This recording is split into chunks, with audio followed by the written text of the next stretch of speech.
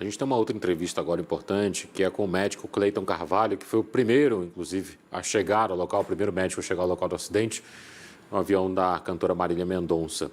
Doutor Cleiton, uma boa tarde para o senhor, obrigado por nos atender. O que o senhor observou quando o senhor chegou àquele cenário ali assustador? Ô Pablo, primeiramente, boa tarde, Andressa. Realmente é assustador. Nós recebemos essa chamada, saímos sem saber de quem se tratava e não, se não era da cantora Marília Mendonça. E ao chegar no local, deparamos com todo o ocorrido, né? Assim, é uma coisa assustadora até para nós mesmos que atendemos, que trabalhamos, que estamos acostumados para isso. E quando cheguei ao local, é um local de bastante dificuldade, de muito difícil acesso. É uma coisa que chamava bastante atenção também, era a quantidade de combustível. Era muito combustível no local, e sem contar também que não sabíamos se a aeronave ia cair ou não sobre a cachoeira, né?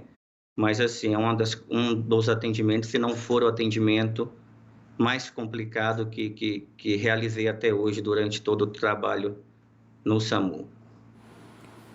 Doutor, o cenário que o senhor encontrou lá, todos os passageiros ainda, obviamente, dentro da aeronave, todos eles no mesmo estado ali, o senhor atestou a morte deles ainda dentro da aeronave, tudo indica que são politraumatismos que provocaram as mortes. A gente conversava agora há pouco com um especialista em aviação que cogitou a possibilidade de uma desaceleração também ter causado a morte desses passageiros. Ali, pelo que o senhor encontrou, o que o senhor imagina que tenha provocado a morte deles? O Andressa, exatamente. Eu fui o primeiro a entrar na aeronave, né?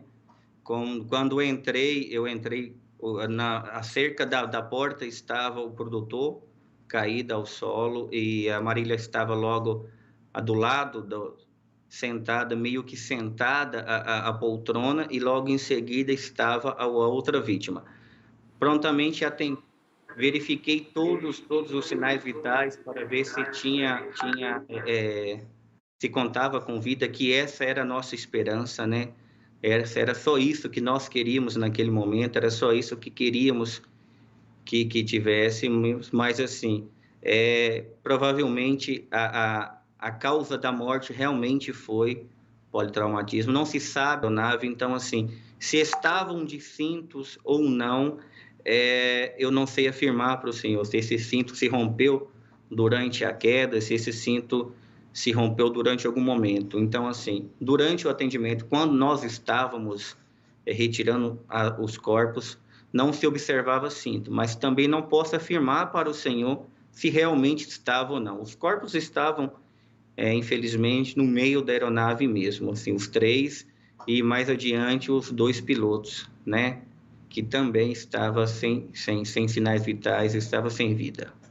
Num primeiro momento ali, a gente olhando a imagem do avião, parecia que ele estava ainda em bom estado, o que inclusive fez com que a gente acreditasse de fato que haveria sobrevivente. A primeira informação é de que ela estaria bem, a informação veio da assessoria de imprensa, e pelo fato até de não ter tido uma explosão, a gente olhando aqui de fora parecia que a aeronave estava em boas condições e que de fato poderia ter tido algum sobrevivente. O que o senhor encontrou lá dentro, o senhor acha que seria possível ter algum sobrevivente diante do que houve de estrago internamente na aeronave?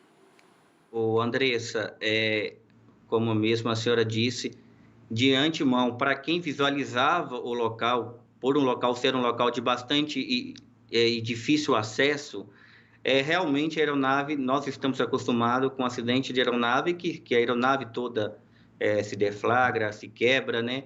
E assim, pelo que estava dentro da aeronave, pela a situação que eu me deparei dentro da aeronave, é quase impossível estar com vida. Assim, a aeronave estava bastante danificada, bastante quebrada, tinha pertences, malas sobre as vítimas. Então, assim, por fora realmente parecia que o estrago não foi tão grande, mas por dentro a aeronave estava bastante danificada. E assim, era muito difícil pelo estado interno da aeronave ter alguém com vida. Se o setor que está acostumado a fazer resgates em acidentes aéreos e tudo mais, e há testemunhas que dizem que a causa foi realmente bater ali na fiação, na rede elétrica, o que já havia sido alertado por outros pilotos. É o primeiro acidente do tipo do qual o senhor trabalha, de aeronave que bate na rede de alta tensão? Exatamente. E assim, esse é o primeiro atendimento por essa suspeita de acidente e não sabíamos até então. Foi a primeira pergunta que eu fiz para o pessoal do Corpo de Bombeiro. A assassina está segura? Tem algum problema? Porque o medo, não sabíamos qual era a causa. Depois que começaram a falar que poderia ser a rede, não sabíamos se esse avião se estava com rede elétrica ou não. Não sabíamos se esse avião ainda tinha alguma pane ou pela quantidade de combustível que estava caindo e até no local. Então, assim, não se sabe. Realmente foi o primeiro atendimento que eu fiz dessa magnitude, assim, dessa complexidade toda. Dr. Cleiton Carvalho, diretor técnico do SAMU, falando direto de Caratinga sobre os primeiros atendimentos aí a essas vítimas do acidente. Ele que atestou a morte dos passageiros ainda dentro da aeronave e acompanhou depois todo o processo aí de resgate dos corpos. Muito obrigado pela sua participação. Bom trabalho para o senhor. Imagina, me coloca à disposição. Obrigado a vocês.